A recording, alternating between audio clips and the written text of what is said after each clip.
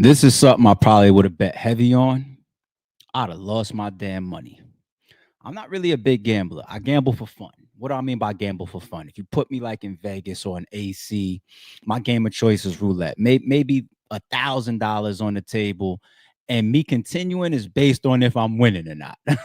That's it. Then I might walk away like I'm not a gambling guy. I don't chase. I don't try to win my money back if I lost and lose more money. I don't do that at all. You put a football game in front of me, a boxing match, or whatever. All right, $50, $100, $200, something for fun. Maybe a rap battle. This right here, though, I was so confident this guy is a rap. He is done. This guy, Govan, is going to jail. He's about to spend the rest of his time behind bars. I would have gambled more than I ever do just in fun. Somebody would have DM'd me yesterday like, yo, ARP, I got $5,000 that homie get found innocent and beat these charges.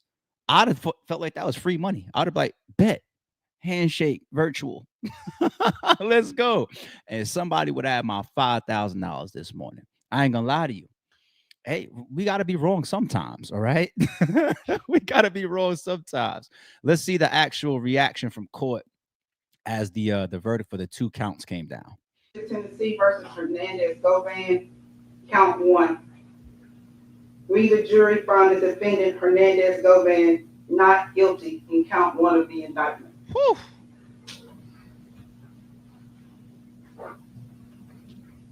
State of Tennessee versus Hernandez Govan, count 2. We, the jury, find the defendant Hernandez Govan not guilty in count 2 of the indictment. Ma'am. Court's in session. Ma'am. Ms. Johnson, is this your verdict? Is this your verdict? Yes. Is this your verdict? Yes, ma'am. Is this your verdict? Yes. Is this your verdict? Yes, Your Honor. Is this your verdict? Is this your verdict? Yes. Is this your verdict? Yes, Your Honor. Is this your verdict? Yes. Is this your verdict? Yes. Is this your verdict? Is this your verdict? Yes, ma'am. Ladies and gentlemen of the jury, I want to thank you for your service this week. You've done exactly what the court asked you to do, which was to sit, listen to all the proof, and come to a decision. You are excused. State of Tennessee. And there you have it. All right, we're going to go through more of this, of course. We're going to go through a reaction from a lawyer. I'm going to give y'all some of my feedback. I want to take a look at the footage of Govan and his lawyer outside of court, giving the media a comment. A very, very smart comment that Govan gave as well. Man, that scenario right there that we just watched, that's got to be extremely spooky times. But you see when he put his head down after the first verdict, I think that's where his confidence came in a little bit, because you feel like you got to get past the first one, right? Like there's a lot of things that your lawyer would probably work with you and tell you like, all right, if you get found guilty of possession of a gun, you might get found guilty of reckless endangerment from the actual shooting, right? If you beat the fact that, you know, like, oh no, we don't have his fingerprints or his DNA, we don't put the gun on him, then you feel like you're about to beat the shooting. And I think he had that moment in between those verdicts right there. Very, very fast trial. And look at this caption. The caption and a lot of the articles that's going around right now call him the mastermind. What's your definition of a mastermind? A lot of people is going to say, allegedly, Big Jook was the true mastermind, and shit, depending on how far you want to go with your conspiracy theory, some people would even say Yo Gotti, right? But let's say young Big Jook, being that his name came up a bunch of times during trial, and he was actually blamed for putting up the money, allegedly. To call this man the mastermind, I've been asking for the last 2 days, does the passing of Big Jook and or now does the not guilty verdict of Govan, does that continue to push away Yo Gotti and say, I'm walking away from all of this? Or let me save the or for later on in this topic. All right, let's move ahead. Let's take a look at him and his attorney's comments outside of the court after the verdict went his way. Yeah. Finally have this stress taken off your shoulders. Yeah, have my life back. What's the first thing you plan to do? Go hug my son. Mr. Govan, you haven't smiled all this week, but obviously you have a lot to smile about. Just tell me just about what you're feeling in right now. Like I said, it's kind of hard to explain the feeling of getting your life back, you know, just from 12 people. So I'm just blessed, and I'm just ready to go see my son. What was going through your head when you were waiting for the verdict this morning? Nervousness, of course, it's natural, but I got a team around me that was very confident and supportive, so without them, it wouldn't be no me. I just want to thank again Manny, Robert, Haley, Beth, Handel, Cartel, Leanne, and just everybody that played a part in proving my innocence. You heard your attorney say if you're black and poor in Memphis, this is what happens. What would be your words of advice? Leave Memphis. Do you plan on leaving Memphis, sir? Of course. Was there any point throughout the week where you're like, you know what, I'm still nervous, prior to the verdict? Was there any point where it's like, I don't know which way it's going to go? I've been nervous for 4 years. How does it feel to be at the end of this 4-year journey that you've been on? It feels great. Just feel like I've been born again. I get a chance to restart my life and do some positive things. Do you think that this verdict will change how the court system is working here in Memphis? As corrupt this system is, I doubt it.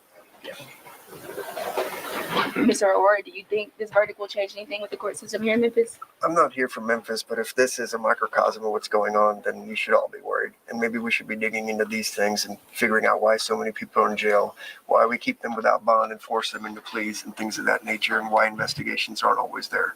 Thankfully, my office has the resources to help these types of people and spend the money to do it. I can only imagine how hard it is for public defenders with their cases or other appointed lawyers that couldn't do this, and how many people shouldn't be in prison. Oh, back in December, is that the reason? Obviously, you advised your client not to take that plea. That's always his decision. I don't advise him to do anything. They always say, what would I do? And I'm like, I'm not serving the time, so I have no idea. I can't go through that stress. You can't duplicate that. I mean, I love the man. I believed in him. That's why I took the case, and we fought like hell for it. I'm grateful that the staff stayed with me. I yelled at them a lot this week and put a lot of pressure on them. We worked long nights for the last few months. We filed, I don't know how many, 24 motions, most of which were granted, which never happens. But it was so obvious we were right. And yet still we have a case. The government just can't ever admit that maybe there isn't anything here. They're just prosecute, and then blame the jury if it doesn't go your way. Now, if we go look that lawyer up, if he's high powered, they're going to bring about even more conspiracies. Where'd you get the money?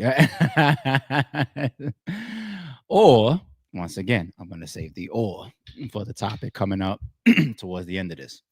All right, let's listen to another lawyer's reaction to this. I'm glad I'm not the only one that was caught off guard.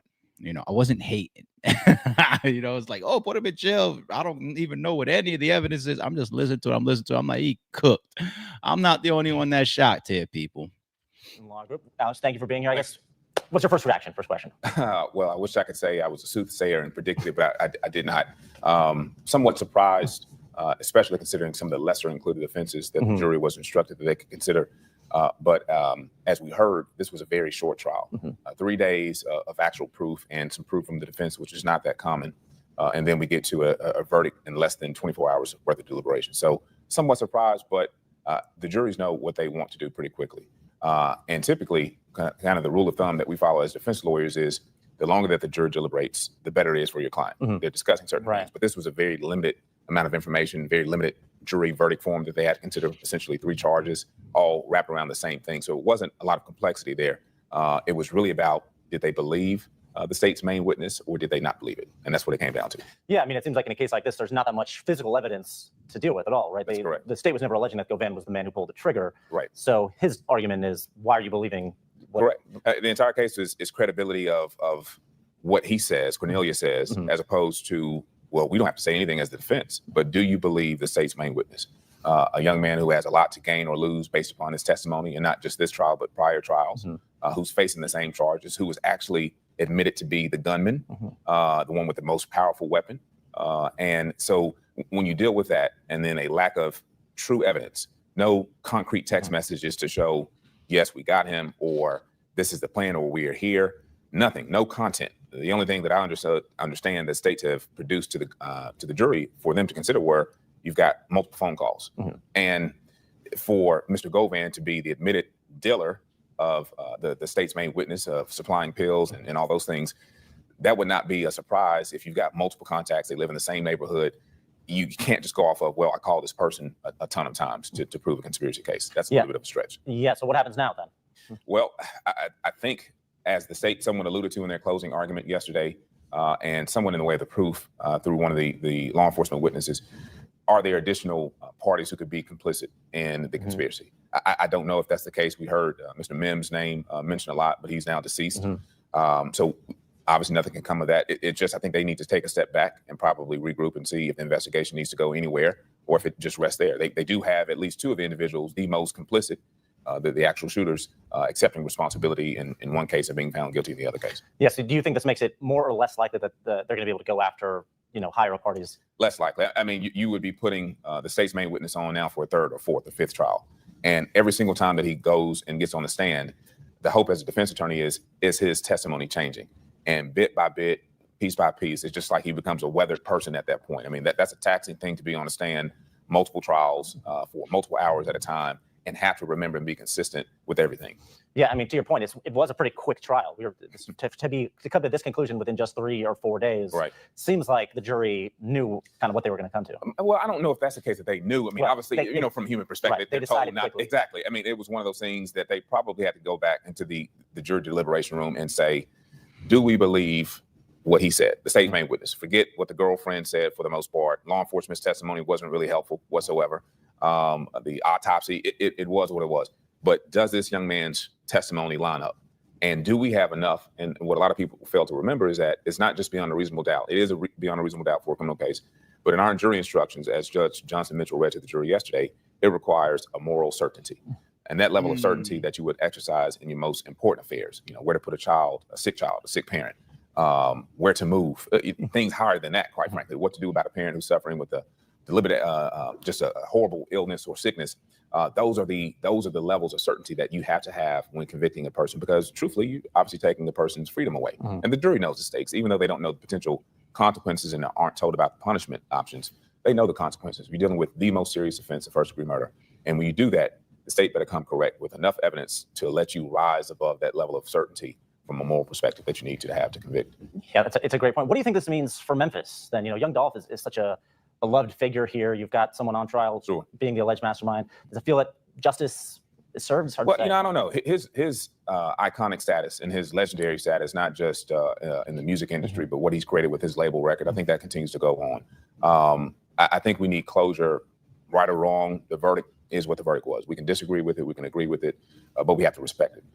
And we have to look forward, quite frankly, as to what we can do as a city, not only to honor the legacy of Mr. Thornton, Young Dolph, but bigger than that. How do we cultivate additional artists, young artists, let them do it the right way? We've got young artists coming up now who we can support. Streets don't give two shits about that type of moving forward. They were carrying out street justice way before any of these guys were indicted or went to trial. Okay, it's been a war over there. Now, the whole thing when Govan says post conviction, leaving Memphis, absolutely.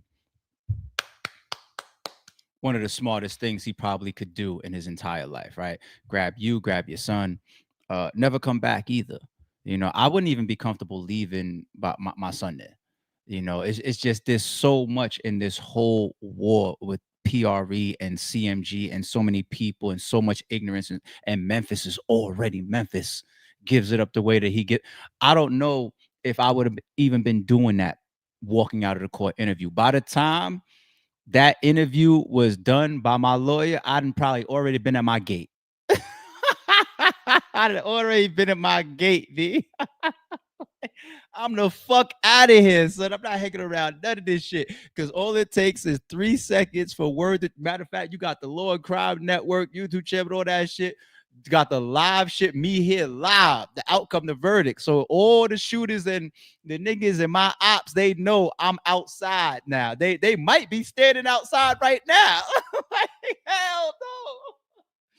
Nigga, all jokes aside, you was not catching me in Memphis for longer than, let me be realistic, longer than 48 hours. And that's a very, very, I'm a ghost 48 hours.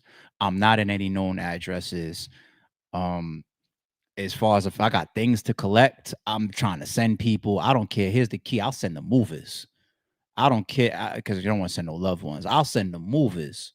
You know what I'm saying? Go into the bedroom. I got some personal stuff in the drawers. I don't care. It's worth me risking a stranger all through my shit. Go collect because niggas might be laying on the cribs and all that. It's streetwise. This is almost as high profile as you think that it gets because you got somebody that's being pointed at for the masterminding or proxying of the shooting of the main beloved person, Young Dolph. That's your face being. Why do you think the guy Smith, the guy that was telling the second shooter, is up there and part of his deal was like, I don't want my face shown. He's already in custody. He's up there in fucking Crocs and his prison jumper, his yellow prison jumper. He still didn't want his face shown because even inside, it's up in Memphis. This guy Govan is being released. Yes, that is the immediate focus. Get the fuck on, okay? And become a ghost, okay? Next. What that lawyer broke down, I accept it.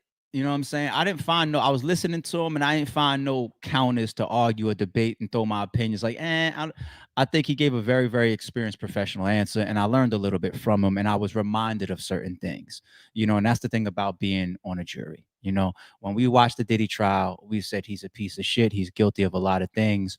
But what you are charging him for, you got to remove the personal element. And when you're deciding on somebody's freedom or the placement of a child, like that lawyer said, or, you know, is a parent fitting or all of these critical decisions, if you don't have hardcore evidence as a juror, it's not your responsibility to sit down there and say, well, I know a lot of the history of CMG and PRE. I think that this is really up. And I seen him around before and like, nah, trust me, he's got a reputation. You just can't do that. You just can't do that. Now, one thing I am very surprised on is how much it seems that they illegitimized their main state's witness, the second shooter. So you had Justin, right, that lost and facing life earlier this year or last year. Now you got this guy Smith, the second shooter. He fought it, but him to take a deal and for him to sit up on the stand. Yes, I did it. Yeah, 10,000. I took the money. That was an easy lick. And then this is how we found him. And boom, boom, boom. He snitched on Justin as well. So for him to snitch on Justin and for Justin to be convicted, but then so you already use him for that. He was credible enough to do that. But then when he snitches on Govan, like, and then you got the girlfriend, and that lawyer said, well, we'll push her to the side. But you also got the girlfriend is just like, shit. Yeah, I know about the phone calls and all that. You got that too. And still, they didn't feel like there was enough evidence, not a hardcore black and white text message that says, all right, I'm about to send the money, or hey, it's done, Govan. We complete. There's just not enough hardcore evidence for them to surpass that reasonable doubt. So the jury, as per the letter of the law, they did their job. Okay. Now, if we want to go to the aftermath and some of the secondary reasons why, legally we have our answer. Cool. Secondary reasons why. This is a little bit conspiracy. We're not going to sit there and just say that what we're about to get into now is actual facts. It's just us kicking a tree a little bit. You see people like this reacting, right? Kenny, break silence on Young Dolph's trial. It's PRE member, right? Okay. See, Mr. Adam 20, Mr. Motherfucking Adam 22. I just told you, man. I told you. I just said in the interview. They gonna see I told you. I just told you, bro. Don't ask me none of this shit, man. Listen, bro. Nah, man. Federal informants, man. Niggas do what they want to do, man. Fuck them do what they want to do, bro. What you expect, man? They gonna put a nigga. What you want that? What you think gonna happen? They gonna put him back on the street so they can go back to work, man. How you think they survive, man? How do you think a federal informant survive? How do you think? You know, they live the best life. They drive Lambos. They do what the fuck they want to do, man. Child respect. See, Mr. Adam 20. Well, it was revealed that Queso's father was prior working to the Queso trial, right? So very possible, definitely government tactics, nothing new. We've seen it before. Okay, but when it comes to this guy, Govan,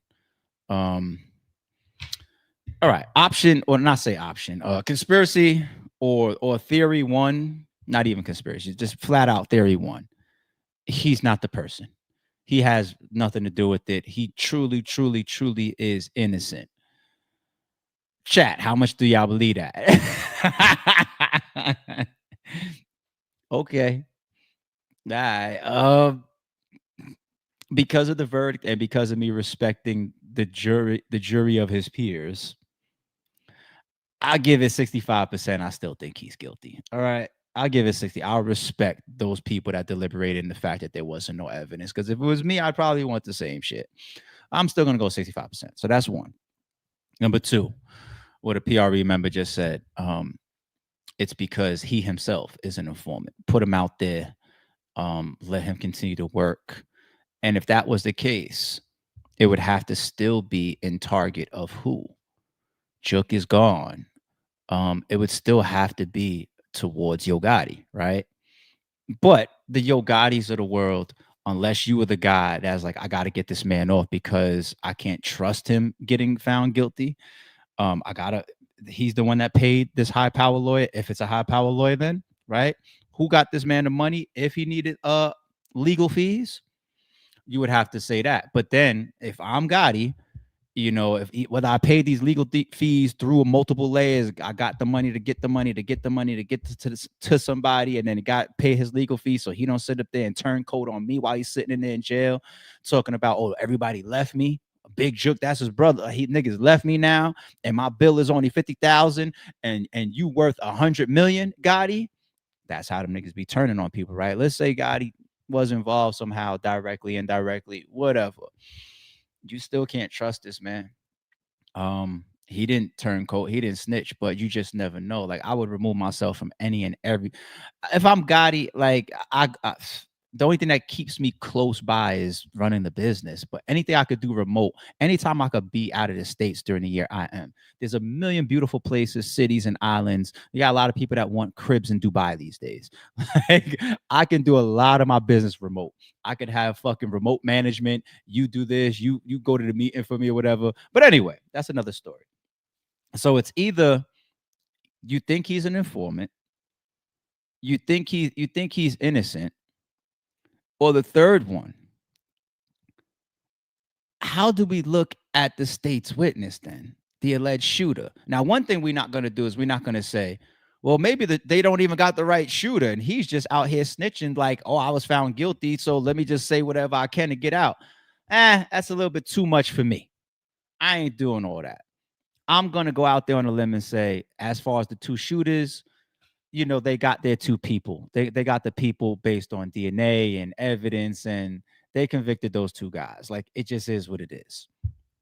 But for the state's witness, i.e. the second shooter, to get up there and say that stuff about Govan, would he have if the lawyers are always going after credibility, and if the credibility of that main star witness didn't hold up for the conviction of Govan, what does that say about him? Especially if you think that he really is one of the two shooters. Because snitching is a dirty world within itself. It's self-preservation, and it involves zero morals and zero principles. But y'all would have to tell me that man sat there and made something up on this guy? It almost makes me feel like the Alpha Mega shit. Anybody remember the situation around Alpha Mega? The guy that used to run around with T.I. and Grand Hustle, right? Alpha Mega had a very, very deep street reputation from what Techwood and all that. He very, very street reputation. Started to run around with T.I., drop songs with him. Everybody know me, West Side OG. The three Lettermans of the world don't know what the fuck I'm talking about right now, but it's all good. I got y'all. It had somebody that came home, did an interview standing right in front of Morris Brown College and said, yo, he told on me. I got the paperwork and all this type of stuff. And when they went to Alpha Mega and they interviewed him, he said, I didn't snitch, but I lied on a man. And the options that I had was that if I fold, I'm still in the game. That's his own words. If I fold, I'm still in the game. What does that mean? He said, I didn't snitch on him, but I lied on him. So if Alpha Mega is even being honest in that situation, at the end of the day, T.I. stepped away from it and everybody said there's really only one category to place that with. If you work with the authorities, whether you're telling the truth to them or you're lying to them on somebody else to possibly get them in trouble, which that guy came out and did an interview saying, yeah, Alpha Mega did that to me, then that's telling regardless, right? Whether it's a lie or the truth. And that's how you would have to look at this Smith guy. Like, you lied on Govin. Like, you know what I'm saying? Like, you really, really was in trouble and did what you did, but then you made up a lie on somebody else to hopefully get yourself out. You just picked somebody close enough to your pill man and said, yo, that he gave me some money to go shoot Dolph. Can y'all let me out? Those are the only three options I got for you. He really is innocent. They let him out there as an informant because they still have bigger priorities and bigger targets. Or the Smith shooter guy really is the shooter, and he made up a story on somebody and said, maybe that's my way out on some super rat shit. Not just ratting, but lying and ratting. That's all I got for you. Okay. But we broke down there just the legal reasons why Govin beat it. And then I'll leave you with 3 conspiracies if you want to go alongside that if you want. But yeah, I would have lost some money in that bet. 1,000%. Let's move on. I got Drake in the thumbnail because I saw this interview. Shout out to DJ Vlad. I saw this interview from Charlamagne pop out. And Charlamagne said that he was able to confirm that Drake put some money on Charlamagne for him to be beat up by some security guards. Hey, Drake. You actually ran into a couple of security guards who said, and these guys used to be Drake security guards. Mm-hmm. And according to them, Drake had put a green light on you. Absolutely. That said that, he said that when they see you, to fuck you up and he'll cover all the expenses and pay them and whatever else. This is true. This is a fact. We was at the iHeartRadio Music Festival. I really cannot remember what year it was, but I know that these guys, they were doing security for G-Eazy at the time. Mm-hmm. I can't remember their names, but I remember how they looked, and they were like massive. Like, monsters. Oh man. I mean, if you're trying to put on like a show, like those are the guys that you want around you. You know what I mean? And they look like they get busy, like they put in some work. And I remember, one of them just came up to me and we just started having a conversation. He told me, he was just like, man, you don't even know. Like, back in the day, it was a go for you. Like, if you like we had, instructions, like when you see him, do whatever it is you got to do and don't worry about it. And I'm like, what? And then that's when they told me they used to, do security for Drake. And I was like, oh, that makes sense. I've never been delusional. I'm not a delusional. How ironic that I wake up and I watch this video. So yesterday, I had like a good 45-minute debate with the homie Math. We was on the phone debating Drake's lawsuit from a hip hop standpoint, Drake's lawsuit from a protecting your reputation standpoint, his navigation post battle for like the last year. Shout out to my nigga Math, man. That was a great debate. I love to debate, man. It's healthy. It's healthy. Keeps the mind turning. But I wake up to this, and one thing that I was saying in me and Math's conversation yesterday is about how emotionally or mentally sensitive Drake is, which is why, even the whole campaign post battle of going after a bunch of different targets, the LeBrons, the DeMar DeRozans and certain streamers, or, like he's had this kind of like revenge tour thing, the Easter eggs and the what did I miss video. And it's just a lot that he's done. And, this right here continues to show me how volatile a Drake could be despite all his success. And I would love to get into a whole debate yesterday. I'll save it for a whole nother topic because it has a lot of depth to it. But I don't know. Maybe it's just me. I love to look at powerful people and see people that don't abuse their power. I love to see that. I feel like I learned that very, very young, and that's another reason why I've always been so accessible. I know that there's people that I interact with or I might work with in business, and it doesn't even have to be battle rap that I'm talking about, but I know that there's multiple layers and levels between me and some of the people that I may do business with. I know that, but I just never moved in a high horse in the clouds type of approach to certain business or dealings, right? Sometimes that's good, sometimes that's bad, but at least I'm smart enough to know, especially who I'm working with and what's what the difference is. It's not an arrogant thing if you're looking at a situation from a business standpoint, from a coordination standpoint, from a navigation standpoint, and to be able to tell yourself, we are not equals, you actually have to, because that actually puts you in a position to know your worth and also be able to negotiate properly with the person that is in front of you, right? What do I bring to the table versus what do you bring to the table? Okay. Said that, Drake is such a powerful person, if for nothing else, because of his money, right? But even if you move his money off of the table, his fame, his fan base, the powerful people that must protect him because they get a bag alongside of him. It's like the example that I broke down years and years ago of how much LeBron, when he comes to Cleveland to play, how much he raises up the whole city and state, financially. It's incredible stuff. And Drake is like that. He's just one of those guys. He's a big deal. And to see that you abuse your power for things that are petty.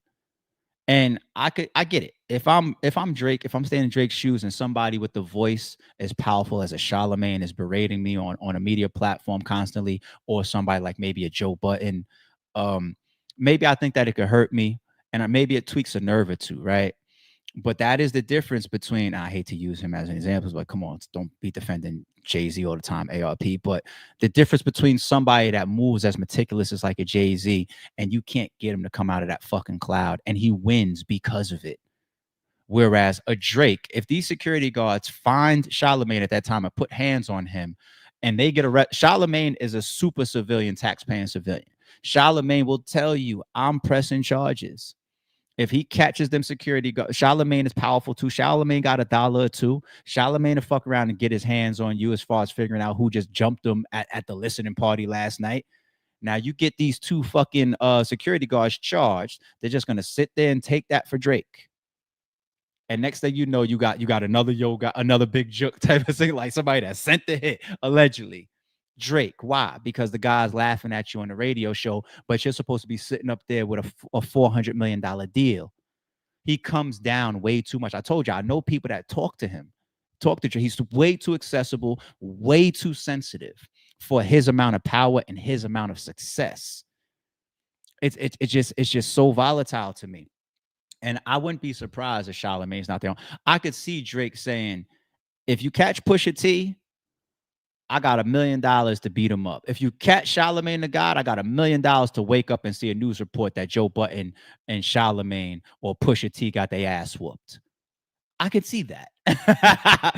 and it's just all things that could lead to showing why you make so many missteps post battle with Kendrick, because your mind and your personality and your emotions don't process from a place of strength. And this is why you got so many people just saying, artist-wise, we will never take that from you.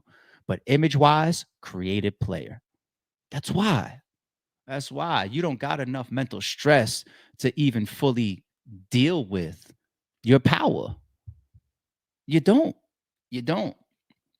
But anyway, very interesting to see Charlamagne say something like that, because you put something like out there like that too, that becomes a document, that becomes a record, which means that Drake, if you did that 2 years from now, there's already now discussion of you trying to do it from the past. It creates a trail. Just not smart. Just not smart at all. No, me too. I don't want top 5 popping up on my doorstep. All right. You ring my bell, you lose your life. Top 5. Catch me in a different way. But you know what I'm saying? Like, don't send top 5 after me or your goons or nothing like that. Trust me, it's not worth it. It's not worth it. And not just for me, not for Charlamagne or for Joe Budden or for Pusha T either. And I know I'm just throwing Pusha T and Joe Budden into the mix, but I could see it. And doesn't he even have lyrics towards Pusha T? I want to be there when somebody catches him. Like, he has raps about it, right? Now I get it. You feel highly offended at what Pusha T said in the direction of 40, your friend that is dealing with the medical situation or the health situation. But anyway, let me just stop there.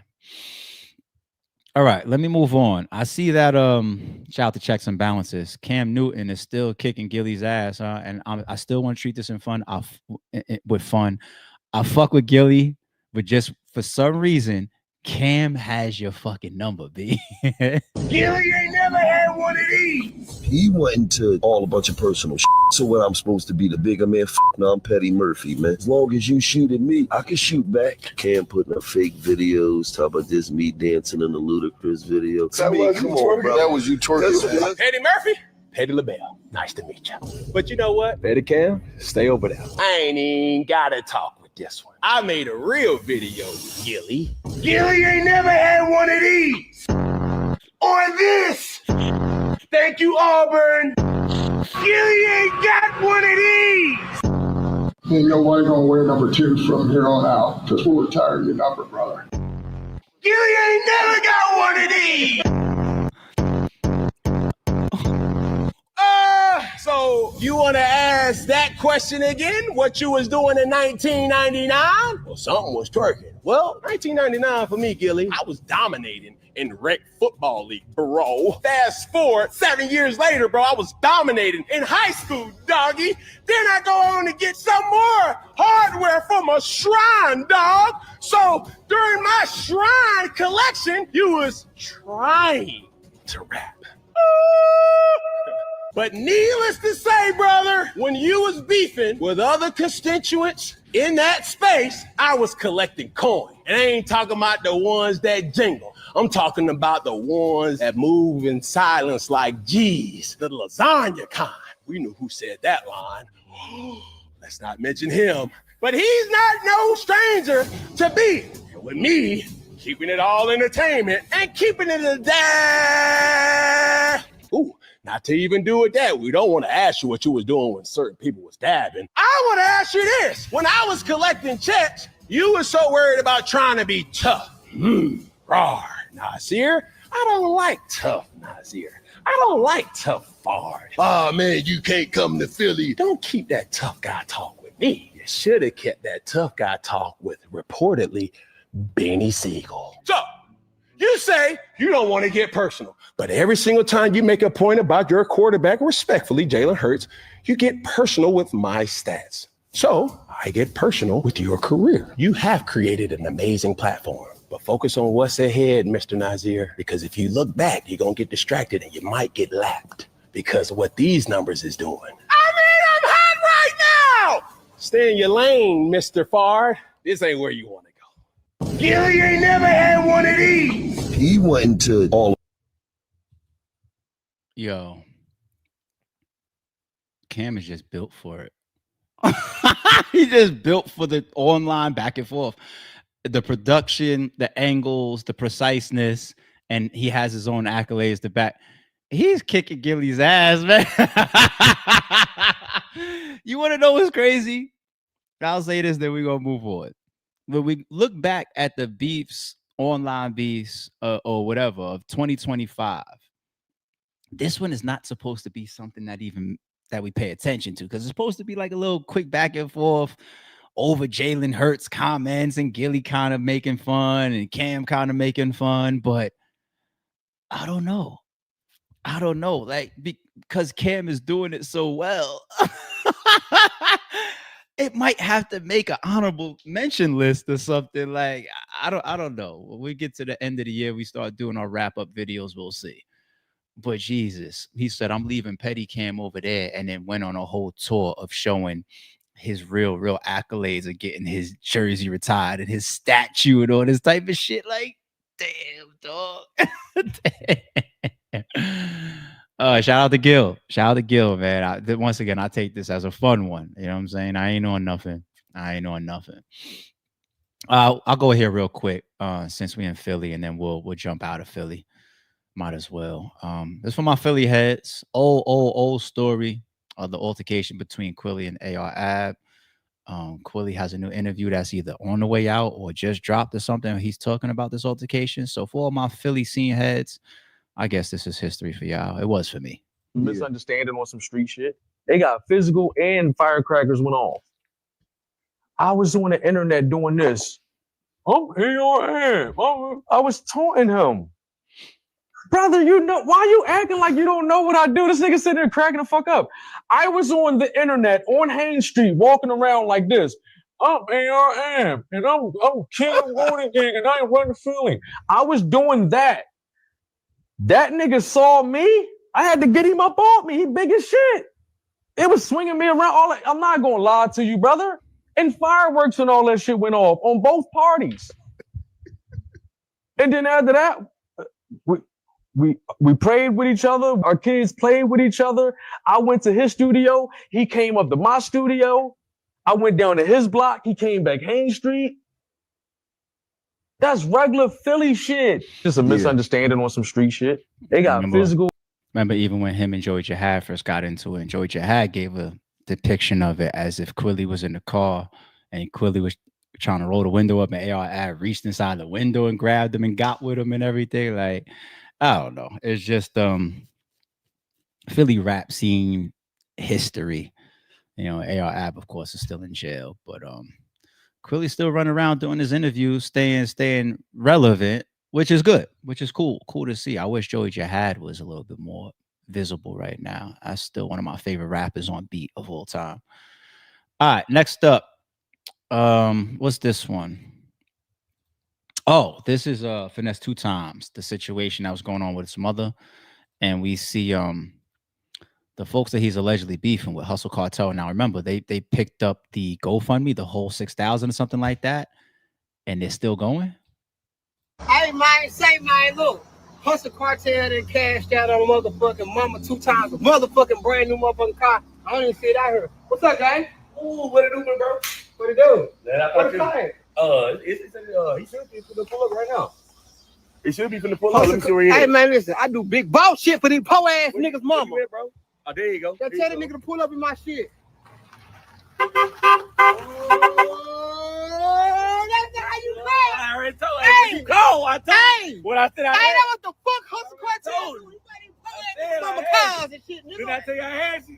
What up, Mossy? I had you. Hold on. Well, you told me you had that 75, that 75K? Yeah. Look what I did. What? Tag, insurance, register, all that. Come on back up. No, look at all that. Yo, we already tagged the insurance. What is it? You put the customer out.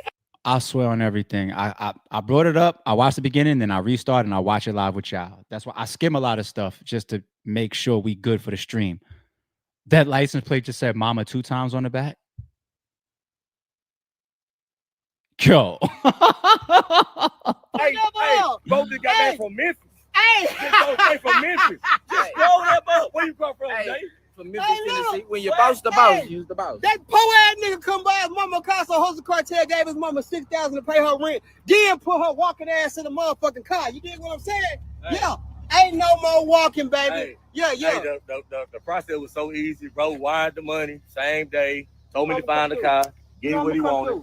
He said something exclusive, but I'm trying to put him in that vet.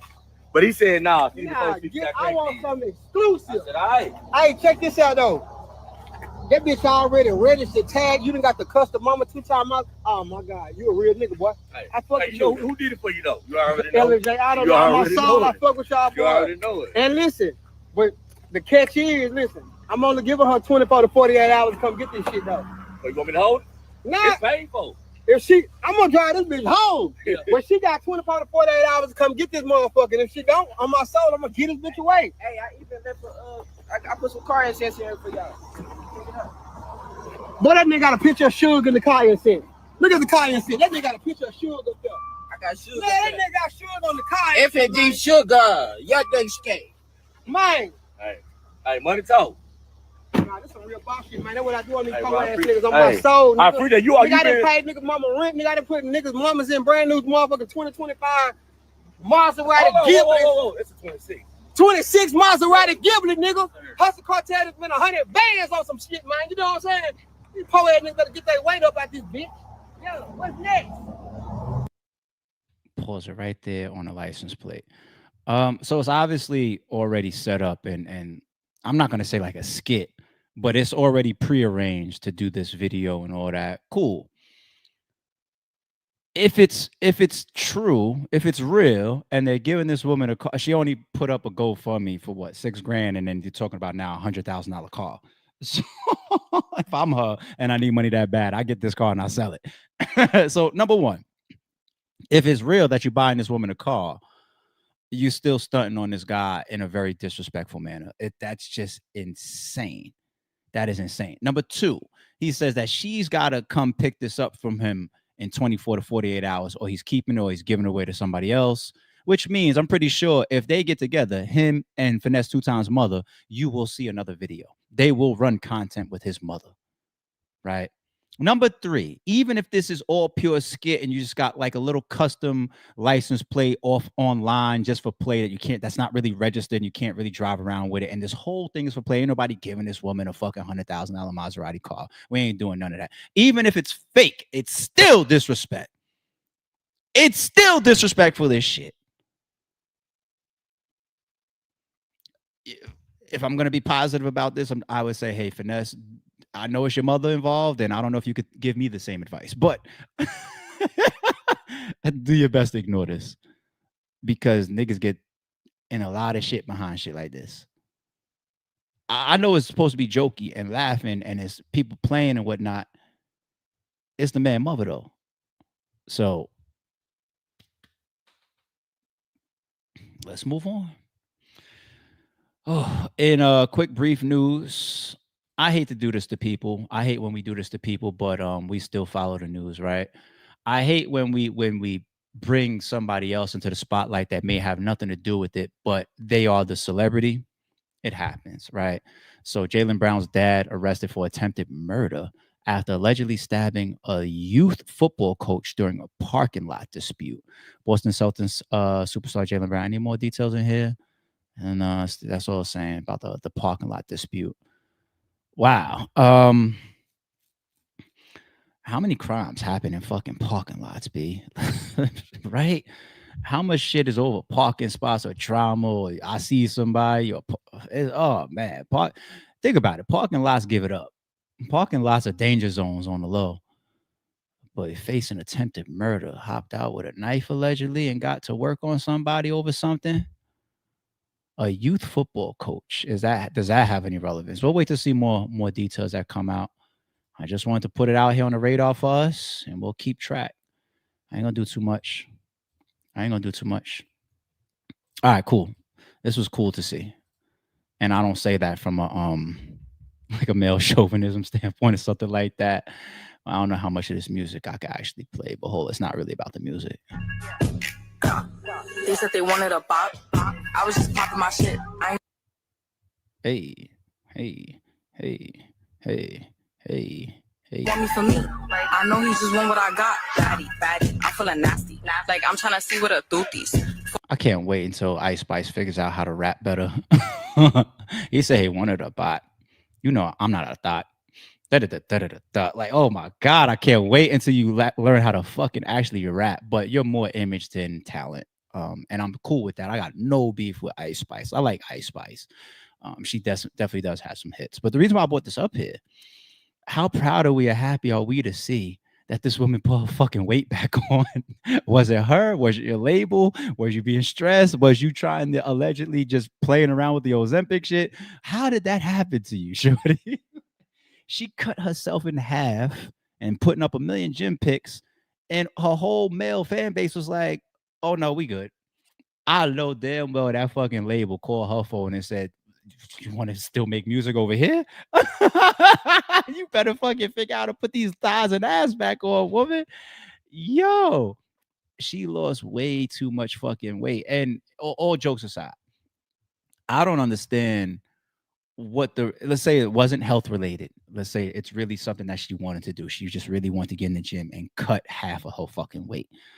All jokes aside, I really don't understand that type of decision, knowing that your body, your look, your performance, your twerking, the outfits that you wear, it's all half of your whole sale as far as your career. All jokes aside, that's your whole shit.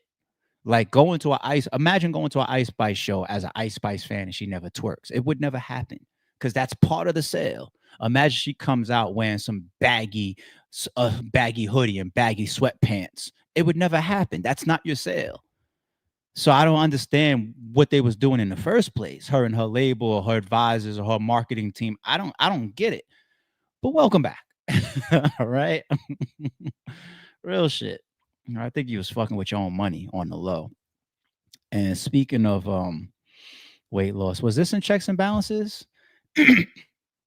Let me listen to her. We don't play no games about Serena. We protect Serena, right? But let me listen to her. Because we've been seeing this for quite some time, and everybody's just like, wait. She was even athletic. With all the body and the ass and the thickness that Serena has, she was still dominating on the tennis court. And so you didn't have to lose it for your Well, a lot of people have been wondering about my new fitness journey and what I've been doing. And I've been really open about me being on GLP-1s. And I thought it was really important just to come out and say it. So I'm on a GLP-1 through rder.co. And for me, it was really just about taking away that stigma of like, is it a lazy way? Is it a shortcut? Like, why would you do that? And so for me, like after having my first kid with Olympia, and then, in particular, after having the second kid, I was never able to be at a healthy weight that I could be at, whether it was my joints or blood sugar levels. It was just always something that I suffered with. And a lot of women actually go through this. And I always said that I feel like, for me personally, I feel like, after I had my kids, after I got a tad bit older, like my body was actually missing something. No matter what I did, I literally was playing professional. Well, a lot of people have been wondering about my new fitness journey in professional tennis. And you can even see, like, sometimes I had this really awesome documentary a few years ago, and you can see in the documentary, my coach is telling me, you have to lose weight. You have to lose weight. I'm playing professional tennis. I'm literally training 5 hours a day, and I would always work my way to one point of the scale, and it would never go below that. And so for me, eventually when GLP-1s came out, I was like, no way, no how, that's not for me. Don't sign me up. But then, I looked at it as a sport, like as an opponent. Okay. Like I can't beat this opponent. No matter what I do, I have to try something different. Tried something different. It didn't work. And so eventually I just, I saw my friends using it. I saw a lot of people on it, and I tried it, and it actually worked. Professional tennis. And you can even see, like, sometimes I had this really awesome document what I've been doing. Oh, so I want to be a little, what's this last one? No offense, that white dude is the reason she losing all that weight. I'm going to say the sensitive side of me is you mentioned, your child and maternity, and if it's health related, then, all due respect. But it just makes everybody that's a fan of you just stop and pay attention. All right. I don't know what corner to cut here. It just makes everybody turn and just, whoa, what's going on? You know what I'm saying? And I don't think that if it wasn't health related and it was just like a physical thing, like allegedly Ice Spice, then there's no way you're looking in the mirror, shorty, and you're saying, this is, I don't even know how to word this. I don't know how to fucking word this. Like, and the fact that this GLP-1, fuck it, let's do it real quick. What is GLP-1? Let's see if that just comes up without me typing in weight loss and shit. Let me see if I can find it. Is this just some Ozempic shit that you're promoting or trying? Glucagon-like peptide 1, which is a natural hormone in your body that plays a key role in regulating blood sugar, which is directly tied to your weight loss, appetite, and digestion. Okay, stimulates insulin secretion. Everybody knows the insulin hormone is directly tied towards your fat loss, whether you can dip in towards burning fat or not. If your insulin is too high, then you just can't. Suppresses glucagon, slows gastric emptying, reduces appetite. All right, so it seems like you're on some Ozempic type shit, and she says it in the interview as if it's like, I want to be forthcoming, as if it's a byproduct of something that's more important. It seems like you're just on this weight loss journey then, and you're using that shit, because I don't even be respecting the Ozempics or the GLP-1 type of shit. I like things that's done naturally because I feel like it's healthier and it's get a gym membership. Don't cut them corners like Ozempic did. Fuck one over there. You know what I'm saying? Like, I'm like that. Serena, I don't like this girl. I hope you ain't trying to cross over to some other type shit. Like as if you think you're not beautiful, the beautiful, curvy, natural black woman that you've always been. I hope you don't think that that's not beautiful anymore. I hope. But all right, ladies. This ain't no crash out on the ladies segment of the stream, but I gotta get y'all. I'm tired. I'm losing patience. I'm tired. She's wearing a shirt says we deserve NBA money, and Draymond Green replies, "Do a 360 windmill dunk first." Now, the funniest thing about that, not just Draymond being Draymond, but you would think that the NBA players would be supportive of the WNBA players, as if like, oh, that's sis, that's our sister league. He tears it down by saying, "Do the 360 windmill dunk first." That's fucked up, and he's not even some retired guy that's just commentating from the corner. He's still an active player. To just shit on the WNBA like that is hilarious. But here's where I'm fucking annoyed, man. I'm annoyed. I'm tired of this shit.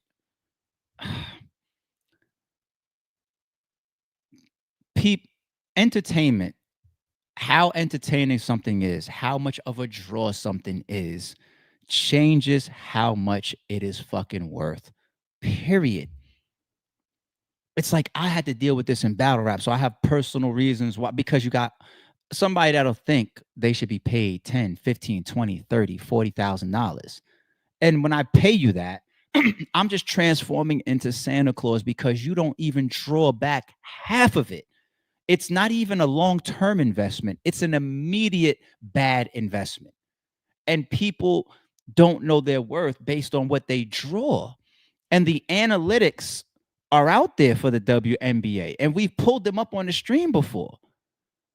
It's why I have no quarrel about watching women in athletic arenas, because women can dominate in certain fields that I spend a lot of my money in. Okay, if they went and lock in the next Clarissa Shields boxing fight on pay-per-view, I'm paying for it. Serena Williams, she's one of the best tennis players of all time. She just happens to be a fucking woman, right? Somebody look at from an acting standpoint. Look at some of the female artists and musicians, actors, whatever, that tear shit down, and we pay to walk through those turnstiles or go to their show. Look at Beyonce on tour. Beyonce on tour is one of the biggest touring artists, and she happens to be a female, right? Ever. Go to Nicki Minaj on the rap side. You could talk about the Holly Berrys or act. It's just like, when you got it, you got it. And it's not about, oh, that's a woman, so I want to pay. Yeah, I know that happens in the world. But I think a lot of us, if we're entertained for it, we're going to spend the money, period. And the fucking WNBA is a layup line. You guys are not born with the physical attributes to be able to do what is exciting for that particular sport. You have the physical capabilities to be very, very entertaining in tennis, or maybe boxing, or I don't know.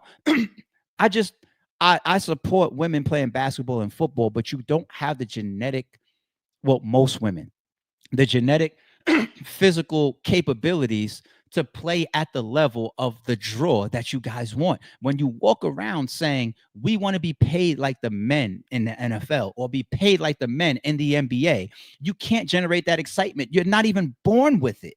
And there's things that y'all have over us, and I would fall the fuck back. Y'all got that. If I want to go see a runway show, if that's my field, in Paris, and I want to see a bunch of like just sexual attraction to how you wear these garbs and everything, I want to see the women, men. Some men are born like that. Be careful. But y'all the ones that got that on lock. The strutting and the hips and the curves, even from a physical genetic weight loss standpoint, right? Like women will carry more fat in their chest and in their thighs and in their than men. It's some of this shit is genetic. So when Draymond says do a 360 dunk, right? It's a troll, but it's also like a reality, physical, DNA, genetic, human anatomy thing. They just was trolling with a dunk contest on Instagram. I saw it yesterday or the day before. And they had a girl in a dunk contest with a bunch of men. and she was just doing regular dunks, like just run up and dunk it. And just for the troll, all the judges would give her a 10. And then she did one where somebody threw it off the backboard, she caught it, and she like kind of tapped it in, a little dunk. You know what I'm saying? And they end up giving her the whole win as a troll, as a joke. From the judges to the stands to the fans, the guys that's in there with her doing 360 windmills through the legs, throw it off the side, catch it. You're not capable of doing it. You know what I'm saying? So when you go to the business aspect of it, this is why people don't watch the WNBA. And I could even think about it like if the WNBA was first before the NBA, if it was a women's sport before men, if men came later, not the opposite of, oh, now we got this thing we're going to try, the WNBA. If women came first, right, you would have set a standard. Now, let's be real now. You would have set a standard, and that standard would have went whichever direction it would have went.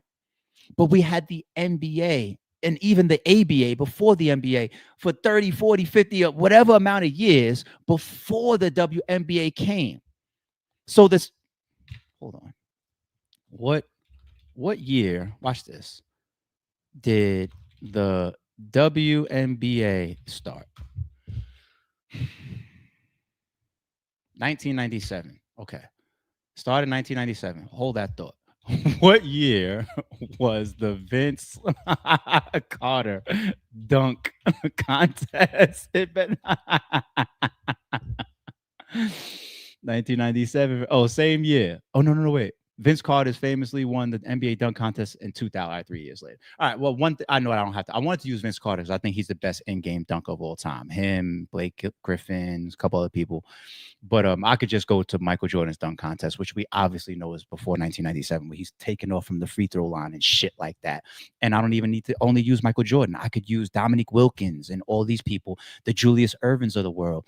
The NBA came first and showed a standard of athleticism and capabilities and the sport at a certain level. The WNBA came later on, and let's keep it 1,000 from an athletic standpoint. To accept the WNBA after having the standard of the ABA and the early NBA from still black and white TV days all the way through this shit of Michael Jordan taking off from the free throw line and all this shit, right? It's a step backwards as far as an attraction from the sport itself. It's a step backwards, and it never will step in front of, because a woman cannot do what a man does on a basketball court, period. I love the WNBA being there, but from an attraction standpoint, I can't pay you the same as the men because you are not as exciting. And the fields that you're more exciting, let Serena Williams make more money in tennis than 95% of the men. I'm totally fine with that. I support that. You guys just can't have what the men have in basketball, period. I respect the shirt, but at what point do we keep it 1,000? The fuck? Y'all got a whole league. Shit, that's a big step. I don't want to come off the wrong way, but damn, it's fucking it's like it don't make no sense from a business standpoint. You can't generate it. It don't make no fucking sense. All right. I just wanted to bring this up real quick. I'll leave it on small screen. We went over this like last week. It was like the ex-chief officer that shot the judge because he found his daughter's number or whatever information in his daughter's phone and found out allegedly that this judge was having dealings with his daughter. He went and executed him and killed him. There's more information about this. Shout out to Checks and Balances. Kentucky judge gunned down his own in his own chambers last year, ran a twisted sex ring in which young women were coaxed into performing sexual favors just to get out of trouble. One of the alleged victims claims, Tia Adams alleges she was among those caught up in the Judge Kevin Mullins' apparent sex for favors scheme that saw him and others in the tiny town of Whitesburg demand sex in exchange for cash or to get offenders off the hook. Oh, he used his judge shit as well? Adams told News Nation's Banfield, the Mullins, who was shot execution style in his Letcher County Chambers, allegedly by his longtime sheriff pal, Sean Steins, last September, had warned her to keep quiet about the so-called depraved ring. So the shooter, the ex-cop, he's not going to get off because of vigilanteism, right? You can't promote vigilantes, people taking the law in your own hands. That's just a letter of the law, a legal thing. They just can't show that. But boy, do we all really, really wish that this guy can get off. If what we're reading is to the T correct.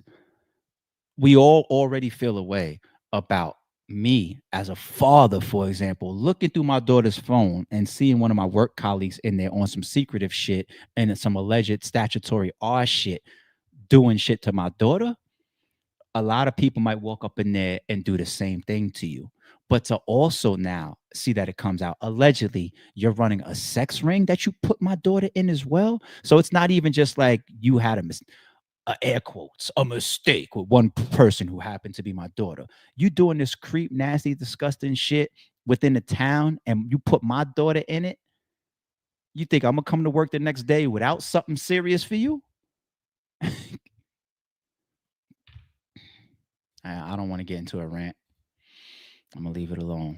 That's crazy. That is sick. That is sick. There's sick people in the fucking world, though.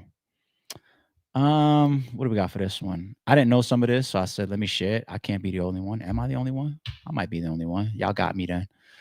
Black owners 2025-2026 NFL season. Wow, it's growing. It's growing. A lot of people have always took note of this, of how many black owners there are in the NFL. I don't know some of these people. I did not know Condoleezza Rice is a minority owner in the Denver Broncos. I did not know that. Magic Johnson, we all know. Washington Commanders. Who else is up here? Tracy McGrady. I did not know. It's an NBA all-star, superstar. He has minority ownership in the Buffalo Bills.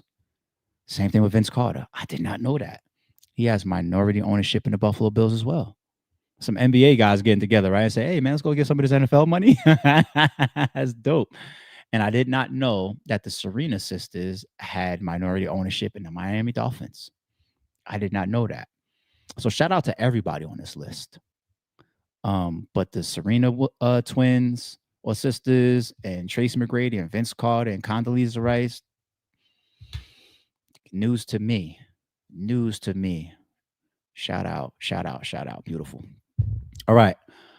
In my mind, I was like, can I sit on that first topic and then go through these news updates in less than an hour? I came close. I was just curious. I wanted to challenge myself today, and I didn't want to warn y'all. 107 in, not bad. Not bad. Shout out to Cotton with a gift on the channel right before we start the stream at 5:58. Members in the building. Screen team over here. Gang. KX, you know how he gives it up. He dropped off a membership at 5:59, 1 minute before the stream started. Thank you, KX. James Halliburton over here, as always, our member says, hola. Hey, good morning. Yeah, we was in here at 6 a.m. Happy Friday, everybody. Appreciate you, James.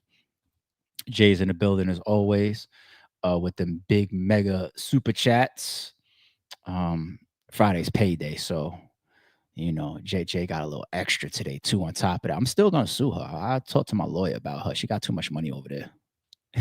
What's up, Jay?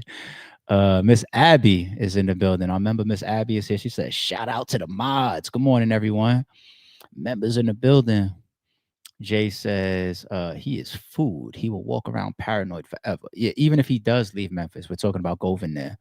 Even if he does leave Memphis, you got to look over your shoulder for your entire life. But those are the choices that you make in that lifestyle of that all that street shit. You're accepting allegedly accepting bounties on people or proxying bounties on people. Allegedly. I mean, he just beat it, so I want to be careful. But this is the life, right? The key to our members in the building, she says, morning ARP, shout out to the green team. Hit that like button, share and enjoy. Y'all better listen to that woman. You see, that's why I said earlier, I said, you see, I went green team on y'all. Thank you, Nikita. Don Bean, our member, says, stay out the motherfucker. Y'all in this bushy shit. That was at 6:12. 12 minutes in, y'all was on y'all bushy shit again.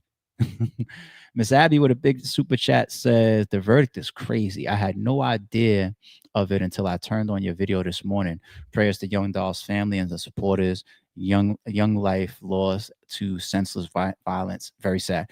So when I started seeing it coming yesterday, I almost did emergency stream. Almost.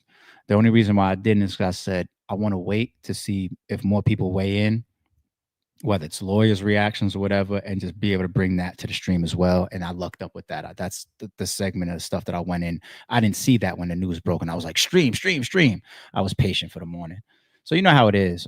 It's my job and Checks and Balances' job to try to keep our eyes on as much of the type of news that we cover on this podcast throughout the day as much as possible.